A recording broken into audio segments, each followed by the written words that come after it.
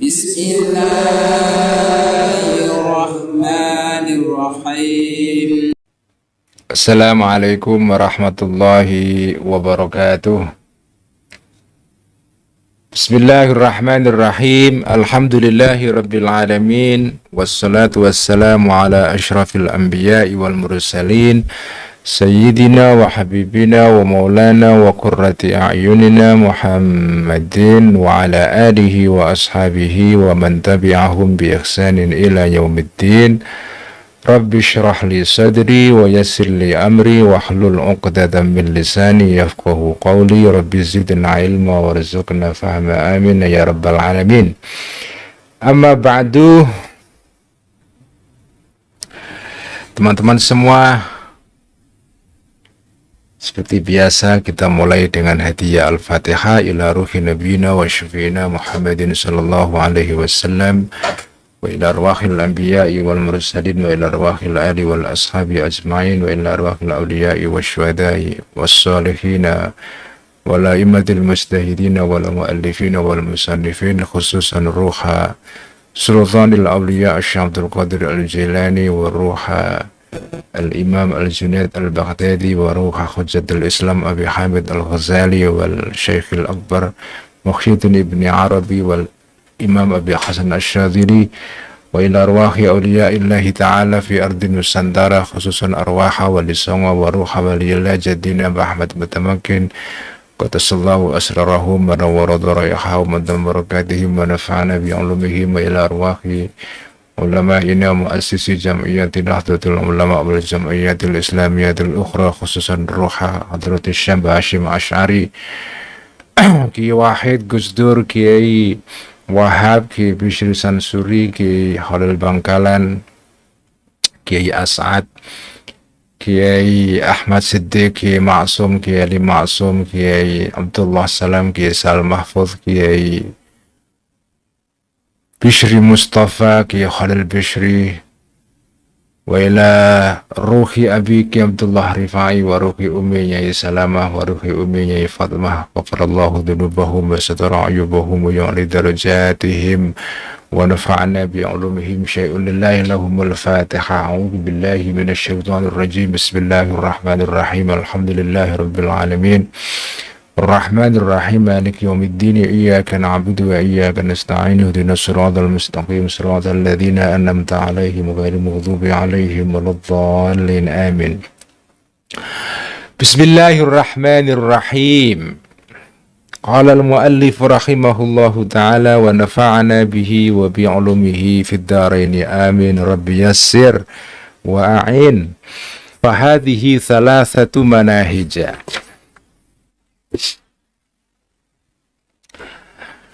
Nah, jadi sebelum saya menerangkan atau membaca teks yang baru, saya ingin mereview mereview apa yang sudah kita baca sebelumnya. Kita mempelajari atau membaca penjelasan yang ya cukup ringkas, tetapi cukup luas juga, cukup mendalam, tentang tiga cara, tiga dalil, tiga dasar argumen atau metodologi yang dipakai oleh Al-Ghazali di dalam menetapkan, di dalam membuat klaim atau menentukan suatu pendapat tertentu di dalam masalah akidah itu. Karena kita tahu akidah ini kan, ya, akidah umat Islam itu pada dasarnya semua dasarnya sama, ya, atau intinya sama, itu tauhid, ya. Akidah umat Islam itu tauhid, ya. Tetapi bagaimana tauhid ini difahami itu tidak seragam, ya. Harus kita akui itu, ya. Jadi umat Islam ini memang ya akidahnya tauhid, tetapi bagaimana tauhid itu difahami oleh satu kelompok dan kelompok yang lain itu ya berbeda-beda. Jadi inilah tauhid yang dirumuskan oleh akidah Asy'ariyah yang merupakan akidah mayoritas umat Islam di seluruh dunia dari sejak ratusan tahun yang lalu sampai sekarang. Nah, ada 3 metode yang dipakai oleh Al-Ghazali. Pertama adalah metode yang disebut dengan as-sabru wa taqsim. Jadi intinya adalah kita mensurvei keadaan dulu, baru membuat membuat kategorisasi. Alam itu ada 2 kemungkinan, ada yang hadis. Alam itu kemungkinan kalau tidak hadis ya qadim, kalau nggak qadim ya hadis. Nggak mungkin tengah-tengah itu nggak ada. Manusia itu ada kalanya sudah nikah atau belum nikah. Kalau sudah nikah berarti tidak jomblo, kalau jomblo berarti tidak nikah atau belum nikah. Ya.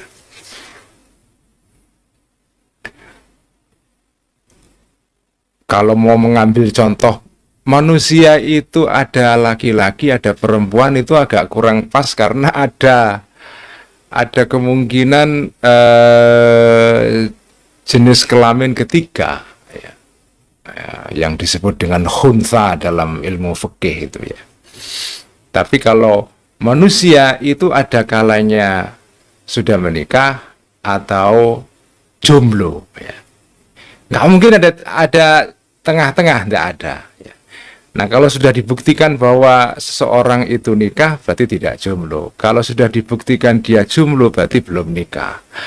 Alam itu ada 2 kemungkinan, imma qadimun wa imma hadithun. Itu namanya cara berpikir mengikuti pola as-sabru wa taqsim. Ini bisa juga sampean pakai untuk kehidupan sehari-hari ya. Bisa itu ya. Hidup tidak bisa jalan kalau tidak menggunakan hukum ini ya. Meskipun jenengan tidak menyadari itu. Misalnya ambil contoh sederhana aja,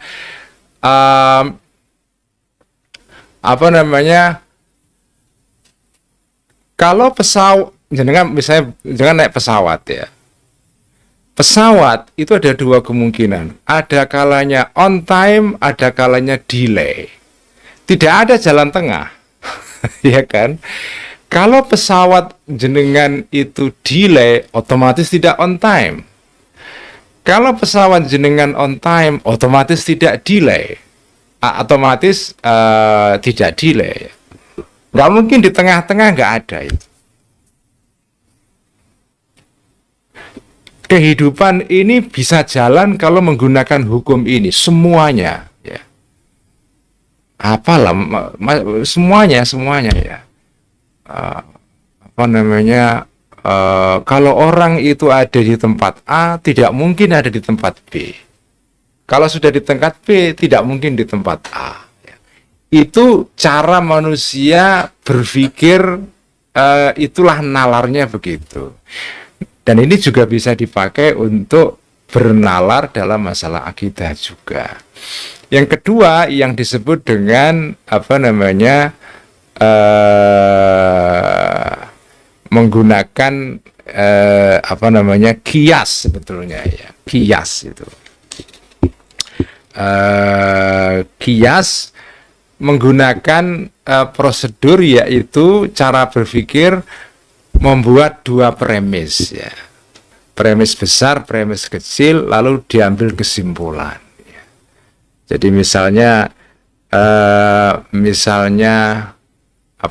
di sini contohnya ya. Kalau contoh yang sering dipakai di dalam ilmu mantik itu kan misalnya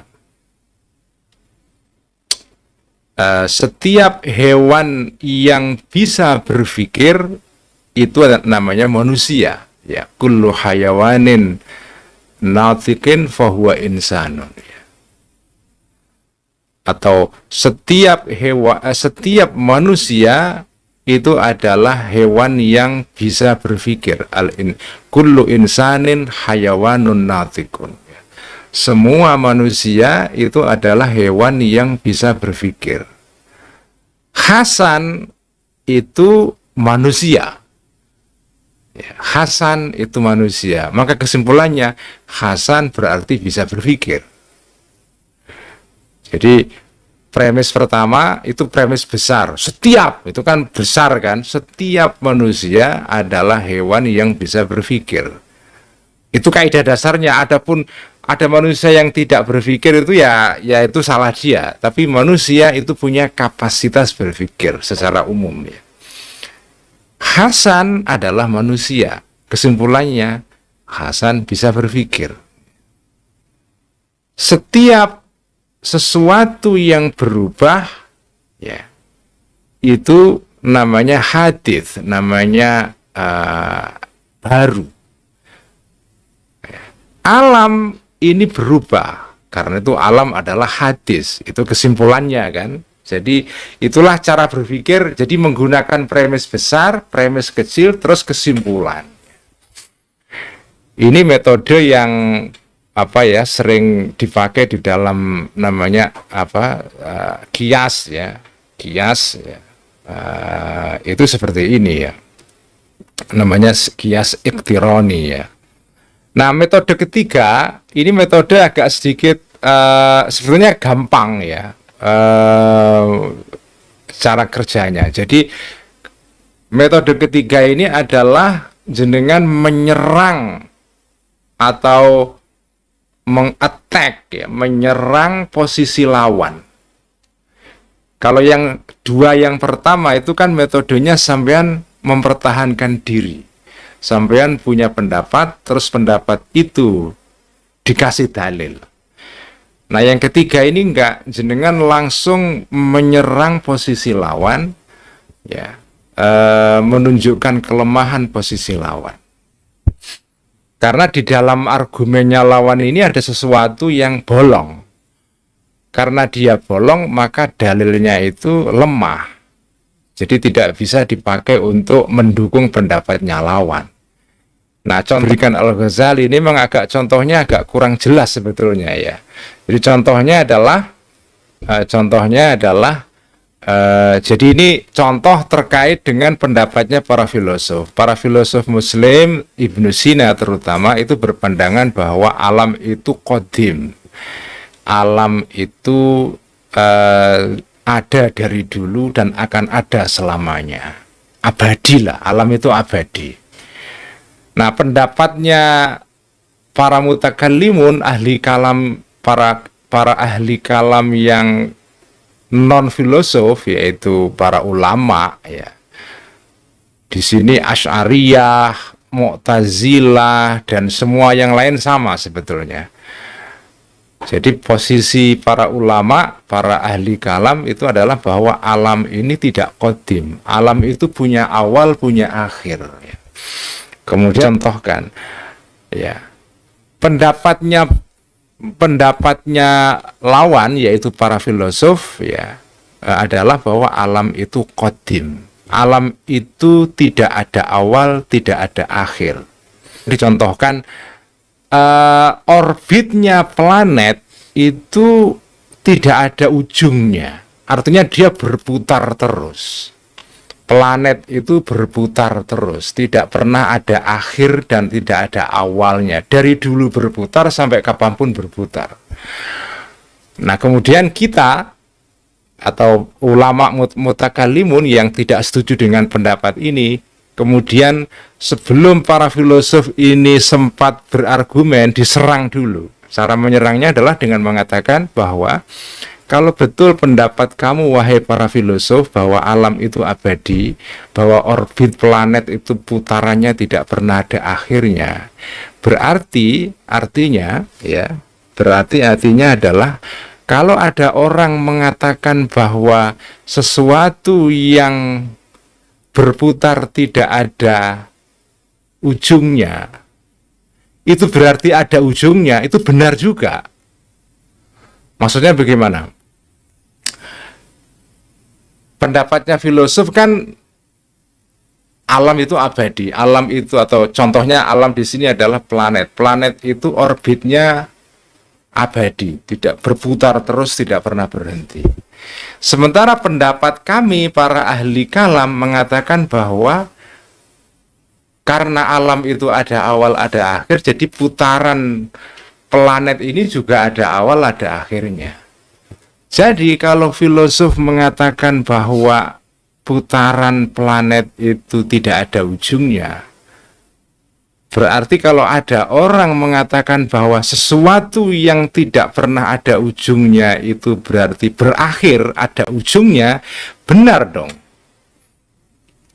Maksudnya kan kami mengatakan, kami para mutakalimun kan mengatakan ada ujungnya. Planet ini putarannya ada ujungnya, ada akhirnya. Jadi kalau begitu sesuatu yang abadi itu ada akhirnya. Ya. Nah, tentu saja para filosof tidak setuju. Ya enggak dong, sesuatu tidak ada ujungnya kok dibilang ada ujungnya. Nah, tetapi ya kalau misalnya filosof tidak setuju dengan kesimpulan kita ini, berarti ya mereka nanti akan berdebat dulu kan, akan mengemukakan argumen balik, menentang sangkalan kita ini. Tetapi kalau misalnya filosof itu kemudian sadar bahwa ya juga ya, kalau sesuatu itu tidak ada ujungnya kok ada ujungnya, berarti tidak masuk akal. Kalau sesuatu itu abadi, berarti ya tidak ada akhirnya. Tapi kalau sesuatu abadi kok ada akhirnya, berarti ya tidak abadi. Itu intinya begitu yang dikatakan di sini itu. Jadi kalau betul seperti kata kalian para filosof, dunia itu abadi, berarti sesuatu yang abadi ada akhirnya dong. Kan dunia ada akhirnya memang. Jadi gimana ini? Kalian berpendapat seperti itu, ya. Kalau filosof enggak, ya memang tidak ada akhir ujungnya. Ya nanti kalau memang begitu sanggahannya, ya ada perdebatan terpisah. Tapi kalau seandainya filosof itu kemudian sepakat bahwa oh iya juga ya, kalau sesuatu itu abadi berarti tidak ada akhirnya.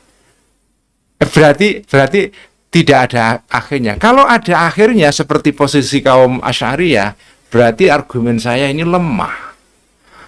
Karena argumen yang kontradiktif itu menunjukkan bahwa argumen itu salah.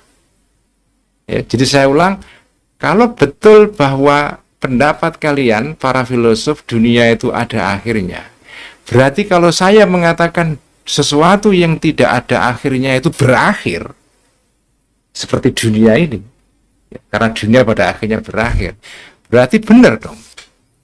Nah kalau benar berarti kontradiktif, wong sesuatu yang tidak ada ujungnya kok ada ujungnya, itu berarti nggak masuk akal. Karena tidak masuk akal berarti argumen kamu lemah, karena sesuatu yang membawa kepada kesimpulan yang tidak masuk akal berarti tidak masuk akal. Oke, sekarang kita masuk ke teks baru. Fahadhihi, maka ini adalah salah satu manahijah 3 metode. Fahadhihi, maka ini semua adalah salah satu manahijah, adalah 3 metode. Fil istidlali, di dalam berdalil, di dalam membuat dalil untuk mendukung suatu pendapat dalam masalah akidah ini. Jaliyatin, sifatnya manahijah, majaliyatin, karena manahijah ini mahalnya adalah mahal jar, maka dibaca jaliyatin, ya, bukan jaliyatan, meskipun manahijah ja, karena ini isim ghairu munsharif. Kalau dia pada posisi jar, alamatnya fathah. Jaliyatin yang jelas, la yutasawwaru, yang tidak bisa digambarkan, ingkaru husulil ilmi, mengingkari terjadinya pengetahuan, minha, dari manahij ini, dari 3 manahij ini, 3 metode ini. Fal ilmu, maka ilmu, pengetahuan, al hasilu, yang terperoleh, ya, yang terjadi, al matlubu, yang dicari, huwa, al ilmu ini, al madlulu, disebut sebagai al madlul, sesuatu yang menjadi kesimpulan dari sebuah dalil, namanya al-madlul, ya. Wasdiwajul aslaini, dan kawinnya 2 premis tadi itu, al-mulzima ini, yang menetapkan, yang meniscayakan lihadzal ilmi kepada pengetahuan ini, huwa itu adalah huwa izdiwaj itu adalah ad-dalilu disebut dengan dalil. Wal ilmu dan mengetahui biwajhi luzumi hadzal matlubi tentang bagaimana tetapnya atau terperolehnya kesimpulan yang dicari ini minisdiwajil aslaini dari kawinnya dua premis, gabungnya dua premis tadi, itu disebut dengan ilmun pengetahuan biwajhi dalalatid dalili tentang bagaimana cara menunjukkannya sebuah dalil.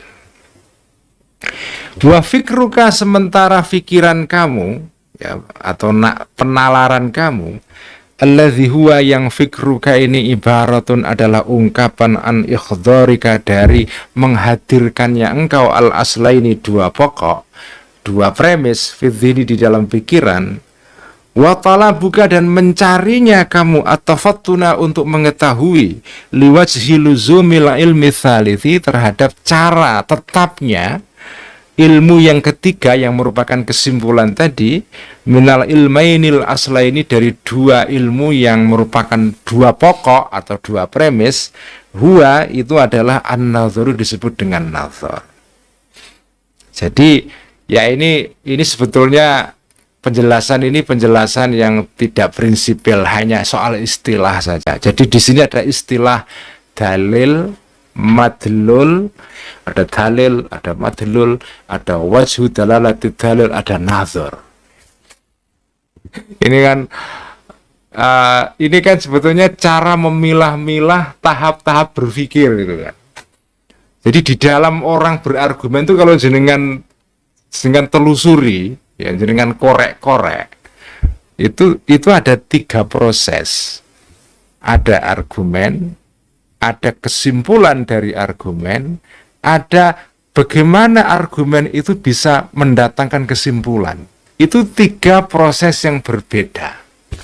Kemudian ada yang disebut dengan nazar, penalaran.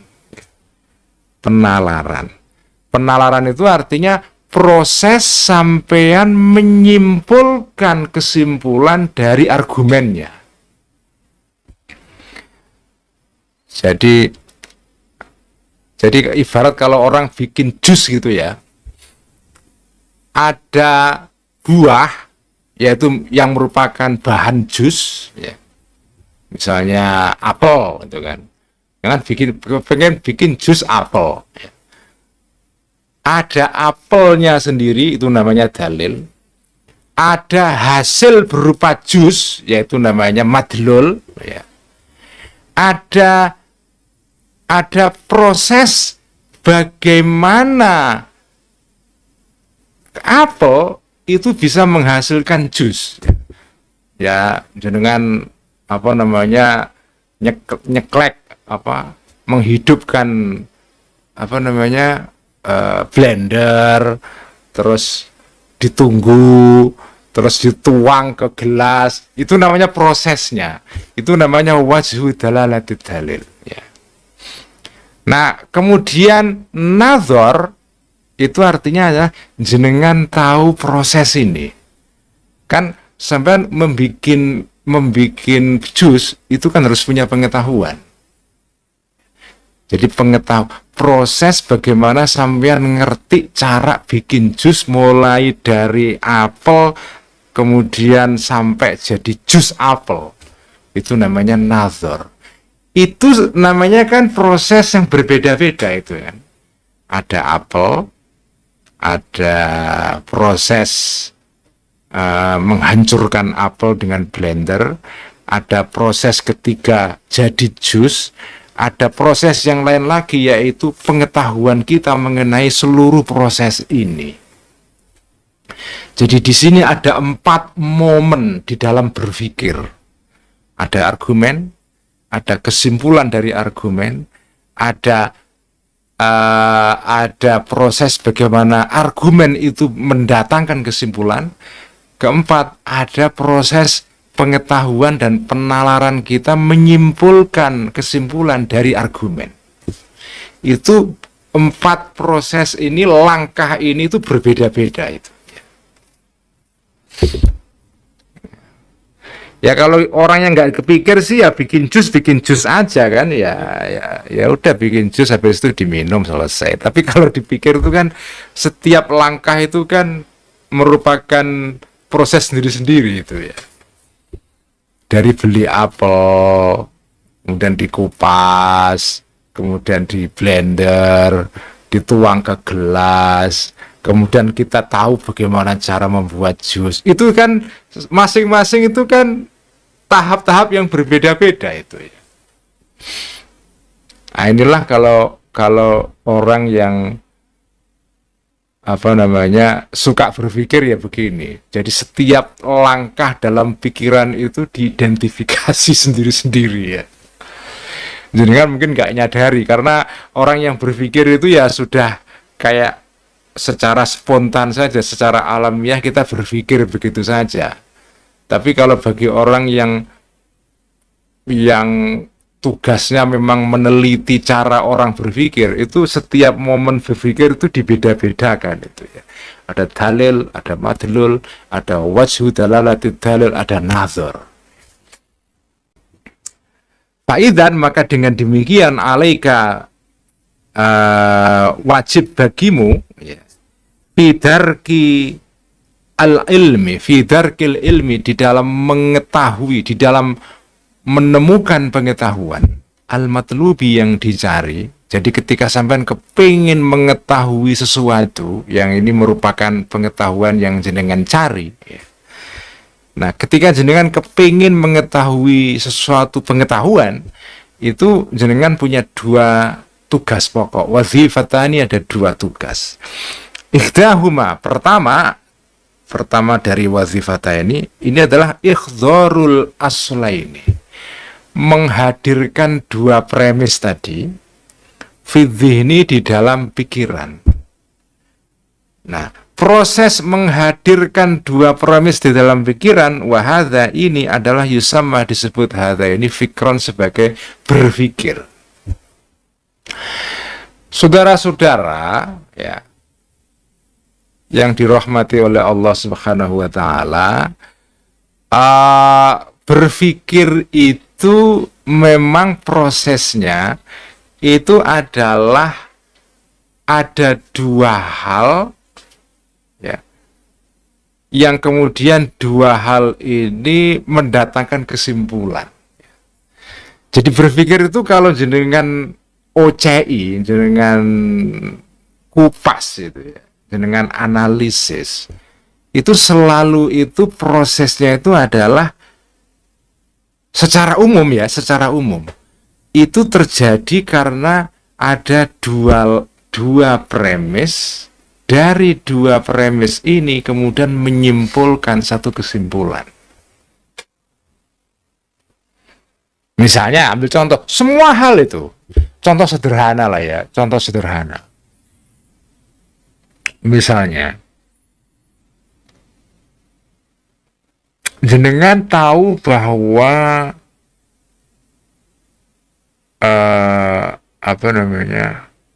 Jakarta ya, itu kota yang penuh dengan kemacetan, atau Jakarta adalah kota macet.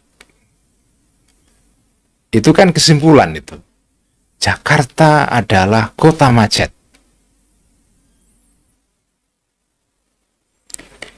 Ini namanya kesimpulan. Nah, kalau jenengan teliti statement ini, Jakarta itu adalah kota macet, itu sebetulnya di dalam statement ini ada 2 hal. Pertama, sebelum jenengan bisa menyimpulkan bahwa Jakarta itu macet, pertama, jenengan harus punya pengetahuan dulu tentang Jakarta. Jenengan tahu ada kota namanya Jakarta. Kedua, jenengan tahu bahwa ada keadaan yang disebut dengan macet. Ya kan? Macet. Kemudian 2 hal ini jenengan gabungkan, ya, jenengan gabungkan menjadi Jakarta adalah kota macet. Ini proses berpikir sederhana, ya, sederhana. Setiap tindakan berpikir itu selalu minimal di dalamnya ada dua unsur itu. Ada dua unsur. Ada dua pokok al-aslani. Ini yang sederhana. Kalau yang lebih rumit ya tadi, ya. Misalnya tadi itu, manusia itu ada kalanya sudah menikah, ada kalanya sudah jomblo. Itu premis pertama. Kedua, si Hasan sudah menikah. Kesimpulannya, Hasan berarti tidak jomblo. Nah, kesimpulan tidak jomblo ini hanya bisa terjadi. Kesimpulan Hasan itu tidak jomblo itu namanya pengetahuan. Pengetahuan yang ingin dituju yaitu. Nah, pengetahuan ini hanya bisa dicapai kalau didahului oleh dua premis tadi itu. Nah, proses menghadirkan dua premis itu disebut dengan fikrun. Berpikir itu ya. Jadi berpikir itu artinya adalah menghadirkan dua premis. Wal ukhra, tugas yang lain adalah tasyawufuka, keinginan kamu, keinginan besar kamu atau hasrat kamu ila tafattuni, untuk mengetahui liwajhi luzumil matlubi, terhadap cara tetapnya pengetahuan yang ingin dicari, yaitu kesimpulan minis diwajil asla ini dari kawinnya dua premis tadi itu. Wahada, dan tugas yang ini ya, tasyawufuka ini yusamma, disebut hadza talaban, sebagai talab. Jadi sampean itu setelah menghadirkan dua premis tadi, itu kan kemudian kepingin tahu kesimpulannya apa. Keingintahuan sampean itu disebut dengan tolabun, mencari. Itu. Ya, ini istilah-istilah yang dipakai oleh para ahli ilmu mantik ya, di dalam menamai setiap proses dalam berpikir itu ya. Falidzalika, maka karena itu, qala, berkata, man, orang, jarrada, yang memurnikan orang ini, iltifatahu, perhatiannya orang tersebut, ilal wazifatil ula, kepada tugas yang pertama, yaitu fikron, haitsu arada, sekiranya menghendaki orang tadi itu haddan nazari, untuk mencari definisinya nazar ya. Nazar itu apa? Kalau dilihat dari sudut tugas yang pertama, yaitu menghadirkan dua premis tadi itu, maka definisi nazar, berpikir, adalah innahul fikru. Sesungguhnya nazar itu adalah al-fikru, ya fikir itu. Berpikir itu. Berpikir itulah an-nazar ya. Berpikir itulah namanya menalar itu yaitu. Jadi nazar artinya al-fikr. Kalau dilihat dari aspek tugas pertama tadi itu. Waqala, dan berkata, man, orang, jarrada, yang memurnikan orang ini, iltifatahu, perhatiannya orang tersebut, ilal wazifati tsaniyati, kepada tugas yang kedua, yaitu mencari bagaimana dua premis tadi itu kok bisa menyimpulkan sesuatu ya. Nah, fi haddin nazari, di dalam definisi nazar, innahu talabu ilmin, sesungguhnya yang disebut nazar itu adalah talabu ilmin, mencari pengetahuan, au ghalabatu dhannin, atau menangnya dugaan ya. Waqala, dan berkata, man, orang, iltafata, yang menoleh, artinya yang memperhatikan orang ini, ilal amro, ini kepada dua dimensi tadi itu, dimensi ikhdar dan talab ya, jami'an, semuanya, maka dia ketika mendefinisikan nazar akan mendefinisikan nazar dengan cara seperti ini. Inna, sesungguhnya nazar itu al-fikru, adalah berpikir, alladzi yatlubu yang mencari bihi melalui fikir ini man seseorang qama yang menetap atau yang berada bihi qama yang berada fikir tadi itu bihi terhadap orang itu, ada pada orang itu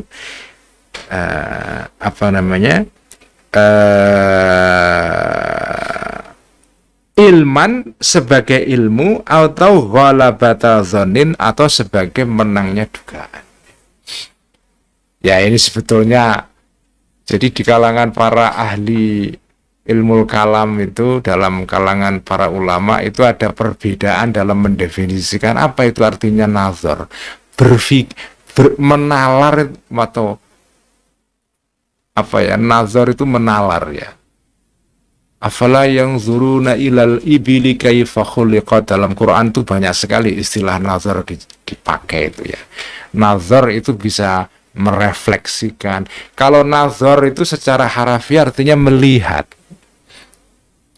Tapi di sini melihat bukan melihat dengan mata fisik ya, mata luar kita ini, mata yang kelihatan ini. Tapi ini mata adalah mata pikiran. Jadi melihat dengan mata pikiran ya. Yang menariknya dalam bahasa Yunani ya, kalau jenengan telusuri istilah teori itu kan, kita sekarang punya istilah teori kan. Itu kan konon berasal dari bahasa Yunani theoria. Theoria itu artinya melihat. Jadi teori itu melihat sebetulnya. Cuma melihat bukan dengan mata luar, tapi mata dalam, mata pikiran itu ya. Nah, apa itu yang disebut dengan nazar? Nah, itu para ulama itu berbeda pendapat. Nah, Al-Ghazali di sini sebetulnya ingin mendudukkan persoalan. Perbedaan pendapat tentang definisi nazar itu sebetulnya tidak penting. Karena perbedaan itu timbul karena masing-masing pihak yang mendefinisikan nazar secara berbeda-beda itu melihat atau mendefinisikan nazar berdasarkan sudut pandang yang mereka pakai. Kalau yang melihat nazar itu dari sudut tadi itu, proses orang menghadirkan dua premis di pikirannya, maka nazar itu didefinisikan sebagai fikrun. Karena berpikir itu artinya adalah menghadirkan dua premis yang nanti akan menghasilkan kesimpulan. Kalau yang melihat dari sudut bagaimana premis ini bisa menyimpulkan suatu kesimpulan, maka nazar itu dimaknai sebagai mencari kesimpulan dari dua premis itu. Jadi kalau yang mendefinisikan nazar dari sudut nazar adalah fikir, ada nazar adalah ya berpikir itu sendiri, karena dia melihat atau mendefinisikan nazar dari sudut tadi itu, dari sudut bagaimana orang mencari dua premis, menghadirkan premis dalam pikirannya.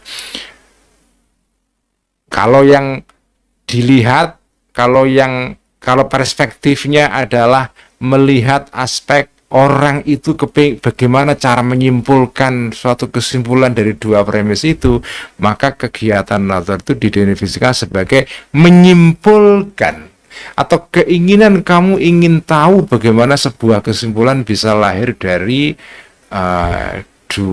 dua premis itu. Ada yang menggabungkan antara dua dimensi ini dengan mendefinisikan nazar adalah berpikir yang kemudian menghasilkan dua kesimpulan itu.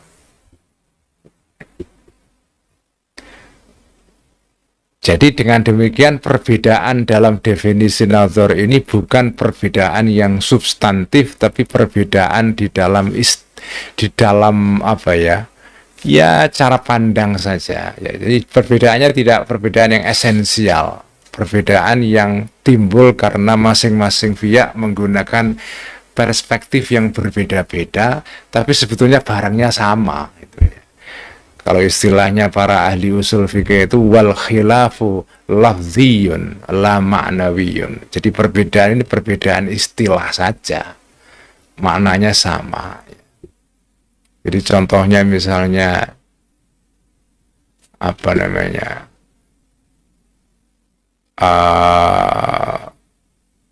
ya sama dengan orang buta yang meraba-raba apa namanya gajah ya.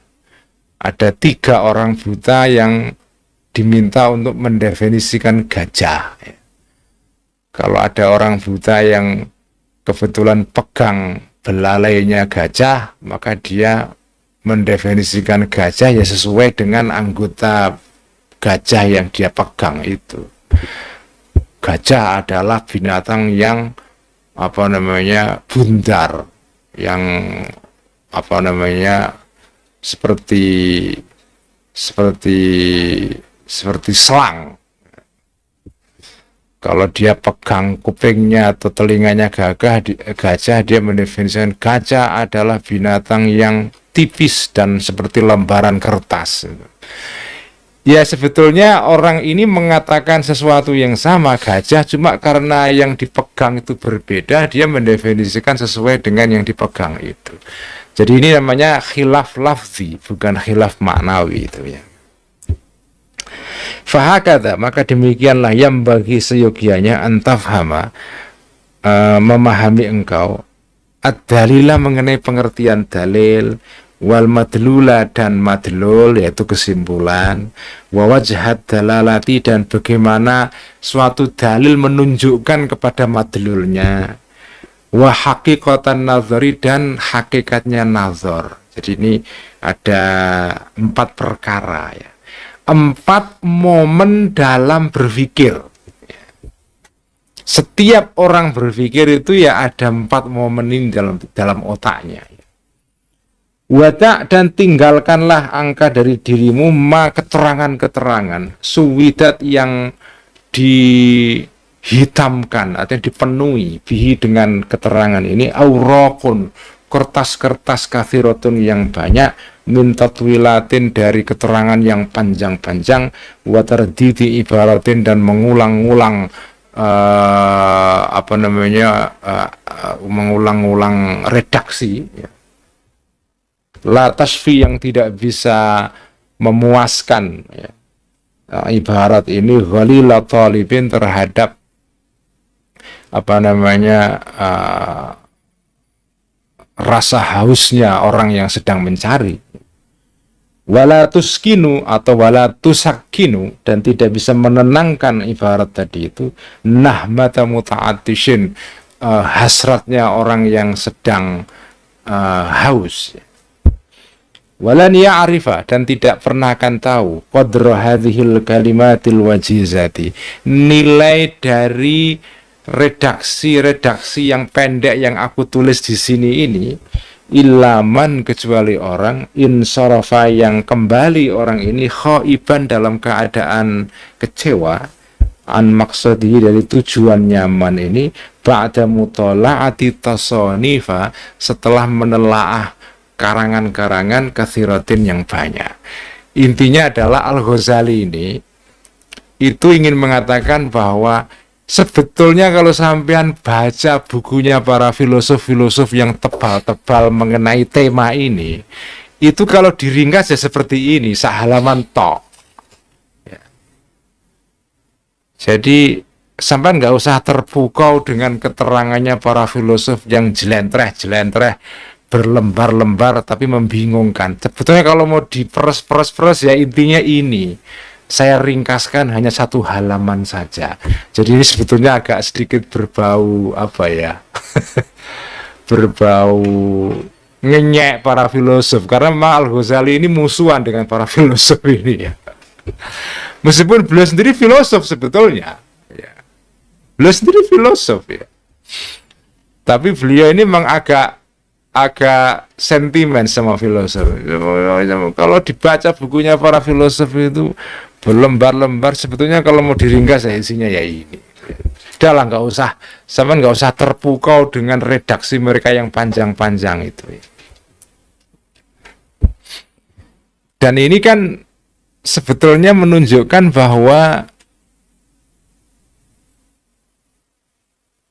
Al-Ghazali ketika membuat penjelasan yang ringkas hanya 1 halaman ini, itu kan ini semua bisa beliau lakukan karena setelah beliau membaca karangannya para filosof yang banyak itu. Nah, disinilah perbedaan antara 2 orang yang membaca. Ada orang membaca buku banyak, tidak makin paham, malah kebingungan. Kan ada kan? Ada orang yang baca buku makin banyak, bukan malah makin pinter, malah makin bingung, malah makin nggak tahu apa yang mau diketahui.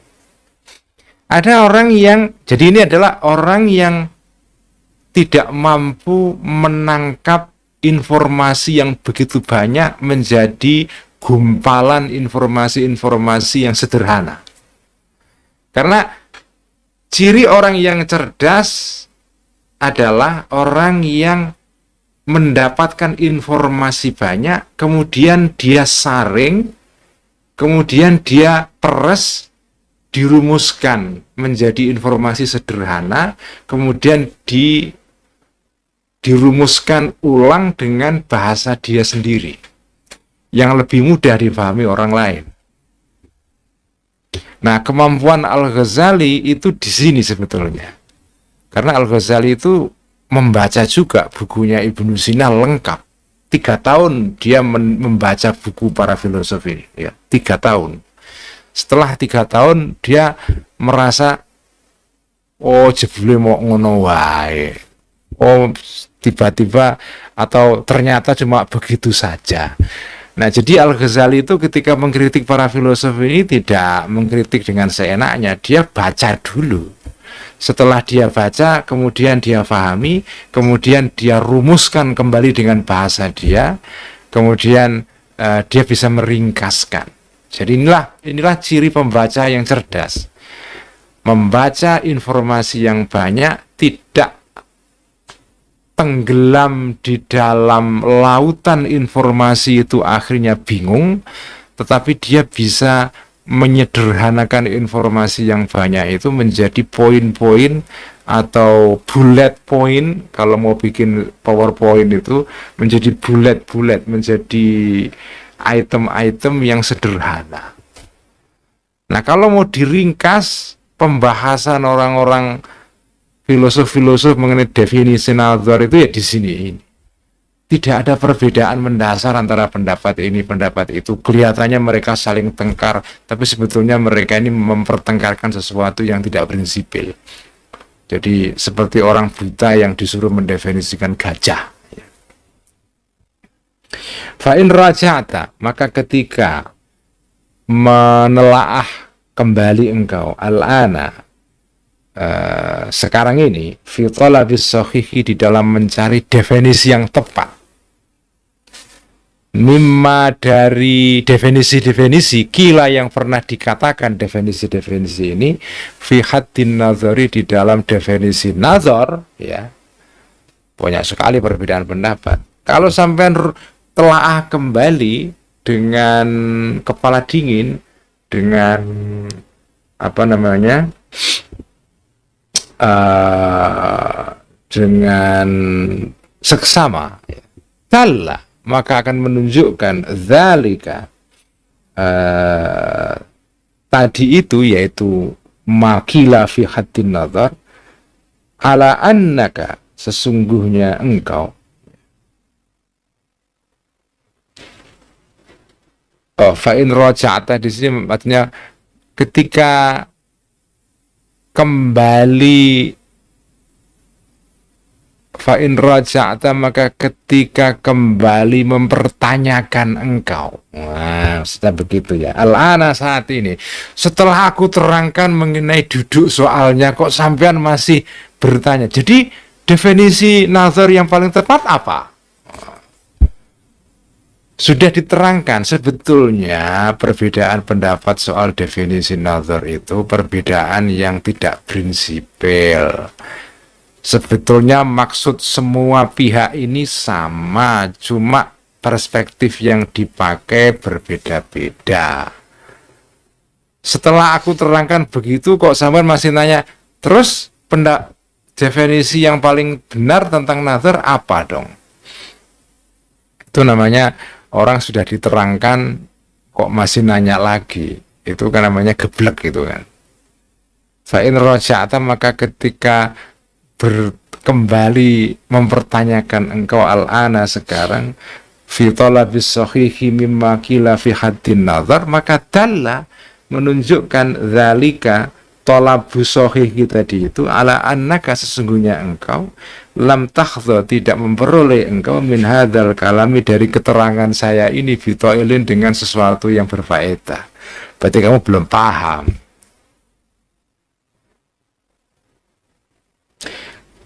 Walam tarji, dan tidak kembali engkau minhu, dari haddin nazar ini atau dari hadzal kalam, ila hasilin, kepada suatu hasil. Berarti zaman nggak paham itu, masih nanya begitu. Fa innaka, maka sesungguhnya engkau, idza arafta, jika mengetahui engkau. Ini keterangan ini sebetulnya tidak sesuatu yang sesuatu yang penting sebetulnya. Ini hanya perbedaan soal definisi istilah. Jadi kita baca cepat saja. Fa innaka, maka sesungguhnya engkau, idza arafta, ketika mengetahui engkau, annau, sesungguhnya keadaan berikut, ya, dhamir sya'an, laisa, tidak ada, hahuna, di sini, illa ulumun salasatun, kecuali ilmu yang tiga atau momen bernalar tiga. Saya lebih suka menyebutnya ini momen bernalar. Karena ketika berpikir itu ada momen-momennya, ada langkah-langkahnya.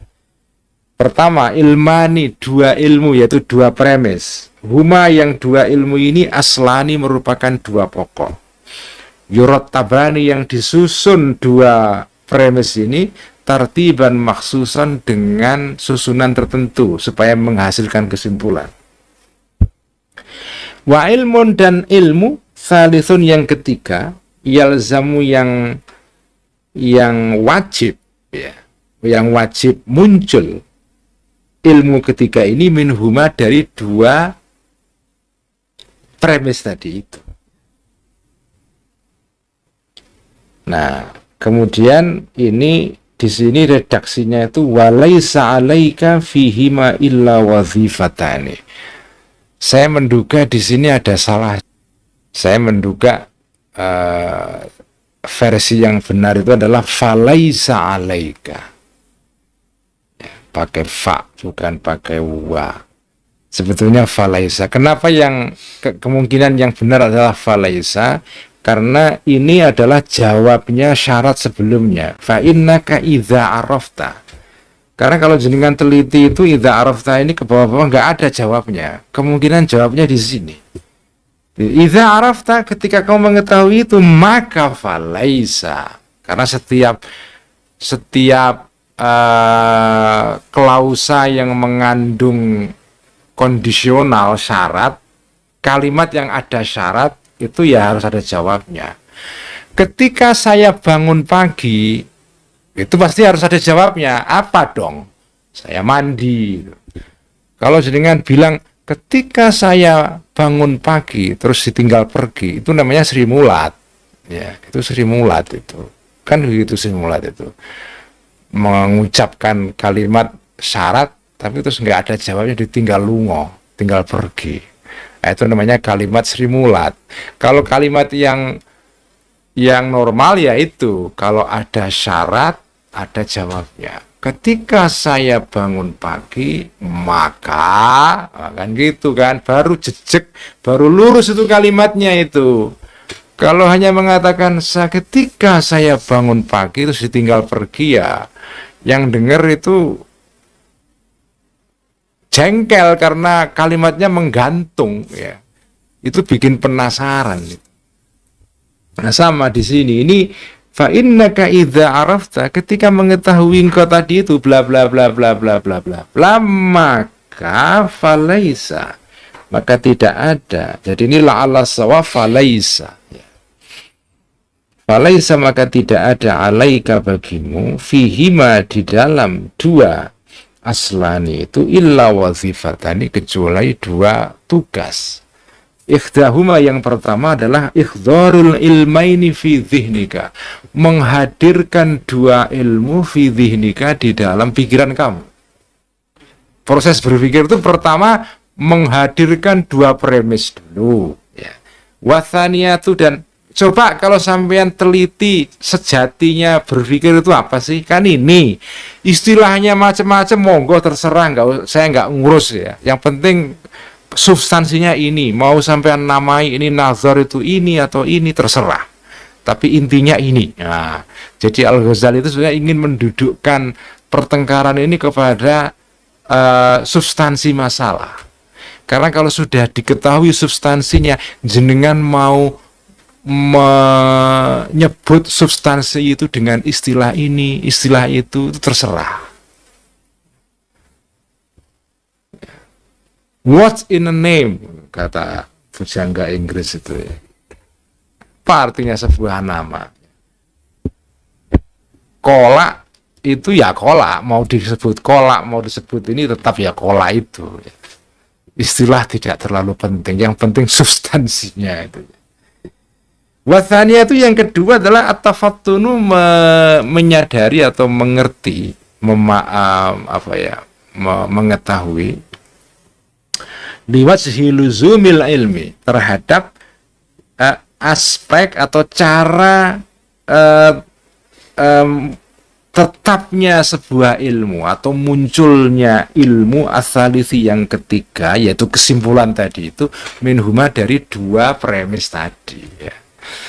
Jadi yang penting itu ini loh substansinya, itu berpikir itu intinya momennya adalah mau disebut nazar itu apa, mau nazar itu aspek yang pertama yaitu ikhdharul aslaini, atau yang kedua at-tafattun liwajhi luzumil ilmi tsalits minhuma, terserah mau disebut ini atau itu, monggo saja, substansinya sama, kira-kira gitu ya. Fi itlaqi lafdzin nazari, di dalam menyebutkan istilah nazar, fi an tu'abbira, di dalam apakah engkau ingin mengungkapkan bi dengan nazar itu anil fikri, dari proses tadi itu menalar, berpikir. Alladzi huwa, yang berpikir itu artinya adalah ikhdharul ilmaini, menghadirkan dua ilmu, yaitu dua premis, fi dhihnika, dalam pikiran kamu. Aw anitasyawufi, atau yang disebut nazar itu adalah momen keingintahuan kamu. Alladzi huwa, yang tasyawuf itu adalah talabut tafattuni, mencari pengertian, liwajhi luzumil ilmi, terhadap aspek atau cara tetapnya sebuah ilmu asalisi yang ketiga, yaitu kesimpulan. Awanil amrain, atau dari dua momen ini, dua perkara ini, jami'an keduanya. Karena nah ini punchline-nya, ini mahallus syahidnya ya. Ini yang quotable ini.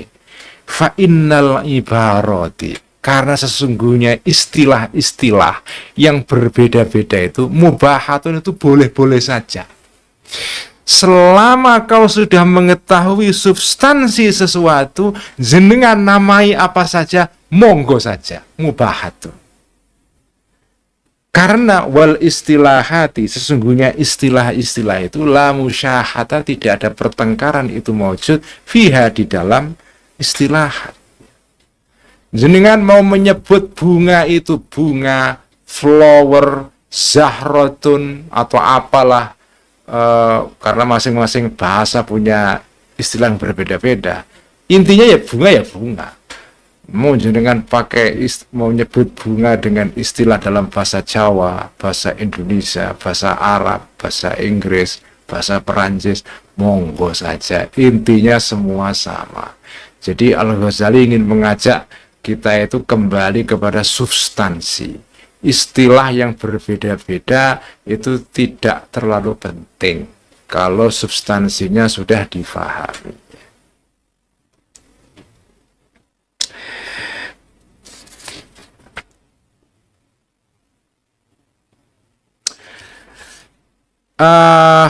Cukup sekian ya, karena agak berat memang, ya. Agak berat. Kalau kelamaan nanti ngeluh kita. Ya. Wallahu a'lam. Assalamualaikum warahmatullahi wabarakatuh.